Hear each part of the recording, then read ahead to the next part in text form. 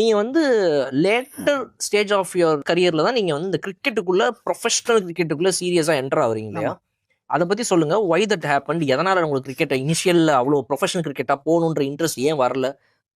Tennis ball ஆடினேன். அப்புறம் வந்து அதுலயே சும்மா எப்போலேருந்து? 2000 அது ரொம்ப சின்ன வயசுலேருந்து ஆடினேன். அப்புறம் டக்குன்னு வந்து போர்ட்ரஸ்ட்ல வந்து நானி அவர் பார்த்தாரு. நானின்னு ஒருத்தர், அவர் தான் என்ன இன்ட்ரடியூஸ் பண்ணாரு. போர்ட்ரஸ்ட்ல இப்போ ஸ்டார் ஸ்போர்ட்ஸ் கமெண்ட்ரியில். ஆமா. அவர் வந்து ராக்கி நீ ரெஜிஸ்டர் பண்றியா போர்ட்ரஸ்ட் ஆட அப்படின்னாரு. 3rd division. சரி ஓகேன்னு சொல்லிட்டு லெக் ஸ்பின் போட்டேன். டென்னிஸ் பால்ல போறதே போட்டேன். ஃபர்ஸ்ட் மேட்ச் 8 விக்கெட் எடுத்தேன்.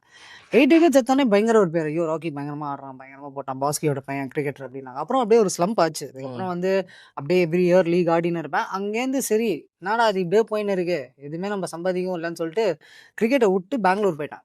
பெங்களூர் போயிட்டு அவனோட அப்ப என்ன வயசு பெங்களூர் போனப்ப?